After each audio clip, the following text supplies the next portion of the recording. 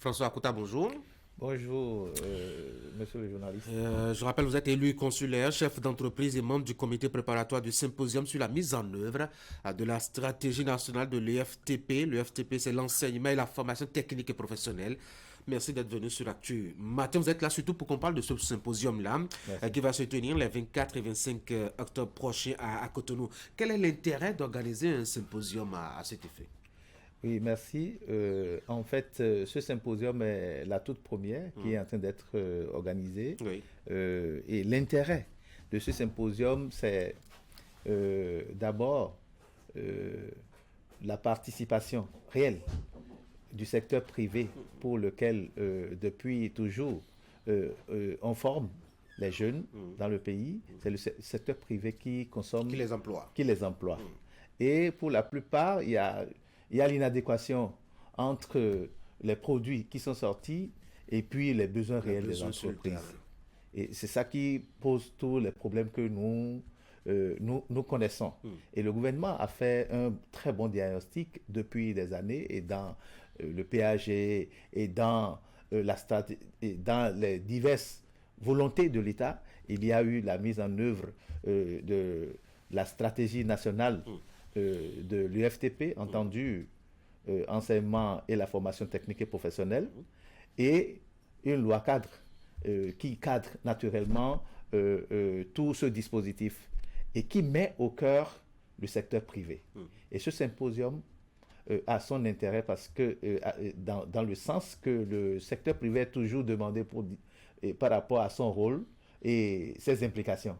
Alors, on se demande toujours dans cette gouvernance partenariale, quelle est la part du secteur privé. Et c'est pour ça que le secteur privé, dans son entièreté, il s'est réuni en ce qui concerne tous les acteurs du secteur privé et pour prendre date afin de réfléchir sur leur implication et les enjeux en matière de l'UFTP. Alors, vous avez évoqué tout à l'heure la stratégie nationale de l'enseignement et de la formation technique et professionnelle. Cela a été adopté en 2019, si mes souvenirs sont bons. De quoi est-ce que retourne ce document-là?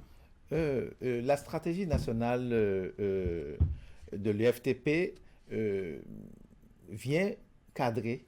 Et d'ailleurs, pour corollaire, il y a la loi cadre de 2022, la loi 2022-01 du 25 janvier 2022, qui vient naturellement mettre en exergue la volonté de l'État de corriger tout ce qui dysfonctionne en ce qui concerne l'éducation de façon globale. On a constaté avec les études et beaucoup de choses que, bon, il y a très peu de personnes qui allaient dans les lycées. Et on constatait qu'on formait beaucoup plus de façon théorique. Et là, le gouvernement a décidé, à travers la stratégie nationale de l'enseignement, de cadrer les choses et de faire de sorte que qui sont les acteurs et comment fonctionnent-ils et comment devrons-nous faire pour qu'il y ait une adéquation entre l'offre l'offre de la formation et puis le produit fini. Et donc, cette stratégie nationale, comme je t'ai dit, a eu comme corollaire le vote de la loi cadre. Et cette loi cadre est venue, comme son nom le dit, encadrer un peu les choses et puis faire de sorte que on connaisse les fondamentaux et le cadre institutionnel dans lequel la collaboration et cette gouvernance partenariale devaient pouvoir se faire. Vous avez parlé justement de cette loi cadre qui encadre, comme vous le précisiez tantôt. Mais qu'est-ce qu'il encadre de façon précise? Qu'est-ce qu'elle apporte, pardon, de nouveau? Oui, cette loi cadre a d'abord cadré, je vais dire, les composants de l'FTP. Quand on parle de l'FTP, désormais, il y a 7 composantes. Ok. Il y a l'enseignement technique et professionnel. Il y a la formation professionnelle initiale et continue, parce qu'il fallait accompagner la formation toute la vie. Il y a la formation par alternance, les stages, parce qu'il faudrait faire de l'immersion pour les jeunes afin de les aguerrir pour aborder leur vie professionnelle. Tout à fait, oui. Il y a l'information et l'orientation scolaire et professionnelle. Parce que la plupart des enfants, vous vous souvenez, en notre temps, on pouvait nous demander quelle est la profession envisagée. Mais aujourd'hui, des gens jusqu'en maîtrise ou en master, tu lui demandes, il ne sait pas encore. Il sait pas encore. Alors, il est important alors de faire de l'orientation scolaire et pour que les gens ne puissent pas, juste après le bac, aller s'inscrire dans les facultés. Juste pour continuer à étudier. Juste pour continuer à étudier. C'est très important de faire ce travail de la loi à cadrer à travers ses composantes, tous ces aspects de choses. L'enseignement secondaire technique et professionnel et l'enseignement au niveau technique au niveau supérieur. C'est de ça qu'il s'agit pour que nous ayons des gens qui sont formés, immédiatement utilisables à l'auto-emploi et d'autres qui peuvent toujours continuer pour que nous ayons des ingénieurs, des gens très très qualifiés afin de pouvoir accompagner le mouvement de développement économique de notre pays. J'imagine que ces deux tests ont dû impacter profondément, je dois dire, le domaine. Oui, a priori, beaucoup de choses. D'ailleurs, c'est beaucoup de défis et c'est l'une des raisons pour lesquelles ce symposium du secteur privé qui regroupe, comme je te l'ai dit, tous les acteurs, devrait se pencher sur quel est véritablement, parce que la loi cadre aussi a mis le cadre institutionnel, c'est le ministère de l'enseignement secondaire, technique et de la formation, de l'enseignement et la formation technique et professionnelle, le vocabulaire est assez précis, qui constitue l'un des cadres, en plus du cadre de concertation. Il y a un cadre de concertation nationale pour l'UFTP, et maintenant, il y a une agence, l'ADET, qui est l'agence de développement de l'enseignement technique et professionnel de façon globale, pas seulement au niveau secondaire, qui travaille pour que tout ce qui est mis en jeu puisse avoir un aboutissement bien coordonné. Alors, l'objectif du symposium maintenant? Les objectifs du symposium, ça, il faut le dire, et le secteur privé, à chaque fois, au nom de la gouvernance partenariat et puis des exigences de la loi, parce que c'est la loi qui a demandé de mettre le secteur privé comme partenaire clé de cette stratégie nationale. Alors, on nous implique systématiquement à toutes les discussions, mais l'objectif est de savoir le rôle, c'est d'acter actuellement le rôle et les implications du secteur privé dans la chaîne globale de l'UFTP. Depuis l'ingénierie, il faudra que nous soyons là où on veut discuter des modules à donner aux enfants pour que nous sachions est-ce qu'on a besoin de faire tant de modules qui ne vont pas aboutir à quelque chose de très pratique. Nous voudrions être au départ associés à cela jusqu'à la certification en passant par les stages parce que la loi cadre a mis comme prescription une obligation la formation par alternance. Et la formation par alternance, c'est en deux lieux. Il y a le cadre où la formation théorique est reçue et le cadre où on fait la pratique. Il peut s'agir que ça peut se passer dans une même entité. Mais alors, tout revient encore à aux entrepreneurs. Et les employés, c'est eux qui vont conduire aussi les jeunes stagiaires pour leur immersion dans l'entreprise.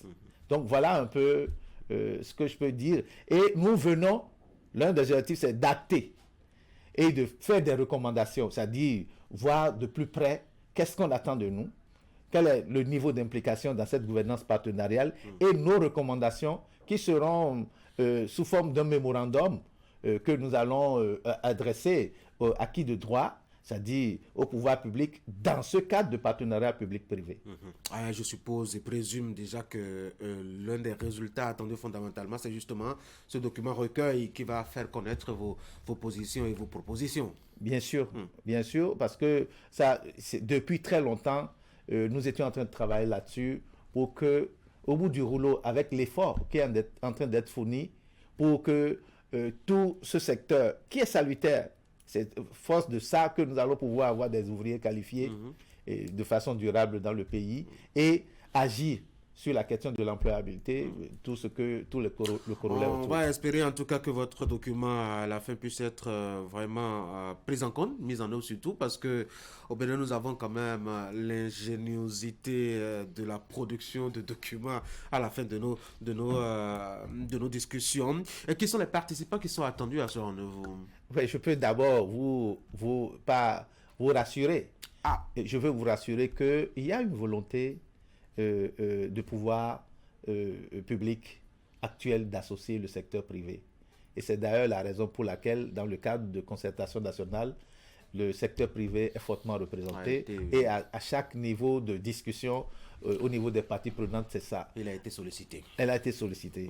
Et les participants, vous m'avez demandé. Les participants à ce symposium, c'est qui? Oui, c'est les institutions consulaires. Vous aurez et notamment la Chambre de commerce et d'industrie du Bénin, la CMA, la Chambre nationale de l'artisanat, la Chambre consulaire de l'artisanat et des métiers.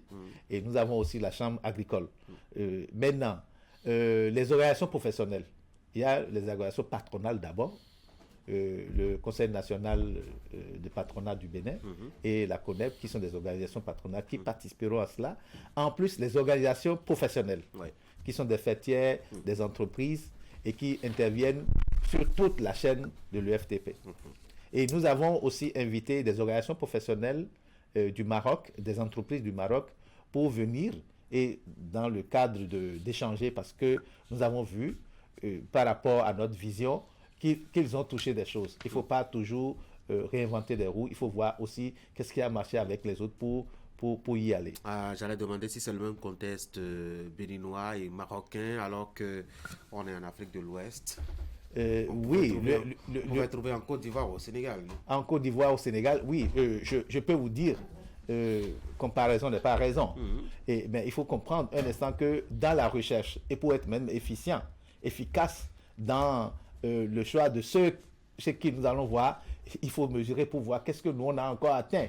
On a, malgré les problèmes que nous sommes en train de dire, nous sommes à un niveau donné avec tout ce qui a été mis en place, tant sur le plan réglementaire qu'on sort, nous étions en avance sur certains pays de la sous-région ouest-africaine et il était important que nous voyions en la matière, qu'est-ce qui a bien fonctionné un peu ailleurs. Il y a des expériences qui disent qu'un pays anglophone, en tout cas l'expérience est très avancée aussi. Cela pourrait aussi, ma foi, vous intéresser. Alors je rappelle que le symposium se tiendra les 24 et 25 prochains à Cotonou notamment. Un mot pour finir, M. Akouta. Oui, à Azalaï, je précise que... Merci pour la publicité pour l'hôtel. Ah, bon, ok, c'est juste pour... Merci, je peux comprendre. Ah, d'accord. Alors, un mot de fin, c'est... nous invitons tout le secteur privé, et notamment toutes les fêtières qui ont été appelées pour la réflexion, que ce n'est pas un symposium pour un symposium. Il s'agit d'être présent, il s'agit de venir participer au panel, afin de pouvoir déterminer avec précision qu'est-ce qu'on attend de nous, qu'est-ce que nous pouvons apporter dans ce dispositif. Donc, mon dernier mot est simplement d'inviter toutes les parties prenantes qui savent qu'ils doivent participer à ce symposium, d'être là et d'être productifs afin que nous puissions apporter et donner notre contribution à ce qui se fait dans le développement de l'UFTP au Bénin. François Akouta, je rappelle, vous êtes élu consulaire, chef d'entreprise et membre du comité préparatoire du symposium sur la mise en œuvre de la stratégie nationale de l'IFTP, l'enseignement et la formation technique et professionnelle. Merci d'être passé sur Actu Matin. Merci beaucoup. Merci, monsieur le journaliste. Bonne journée. Merci. Mesdames et messieurs, dans la suite d'Actu Matin, vous aurez notamment nos moments débat. Et là, je vous rappelle qu'on va parler surtout de sport et d'infrastructure avec cette annonce faite par le gouvernement du Bénin de procéder à la réhabilitation du stade de l'Amitié à Cotonou. C'est une deuxième en moins de 5 ans. On va parler aussi, profiter, faire le point des réalisations infrastructurelles dans le domaine du sport au Bénin sous la rupture. Qu'est-ce que ça donne? Et puis projeter le Bénin sportif à partir justement de ces réalisations-là. Vous le savez, ces derniers temps et ces derniers mois, le Bénin a fait quelques réalisations, notamment ou quelques progrès dans certaines disciplines, dans les compétitions. On va rappeler certainement la compétition mondiale de pétanque à Cotonou, qui a quand même hissé le Bénin à une place importante. Dernièrement, dans le domaine de handball, des clubs africains, des clubs béninois, pardon, se sont hissés à des places importantes sur le continent africain. On va voir si tous ces éléments permettent aujourd'hui de dire que le sport est en train de prendre son envol à Cotonou au Bénin. Mais avant tout cela, voici la page invitée. Comme nous sommes toujours au mois d'octobre, on va parler d'octobre rose, donc de lutte contre le cancer de sein. Et deux femmes sont là pour en parler. Voici Santé Matin.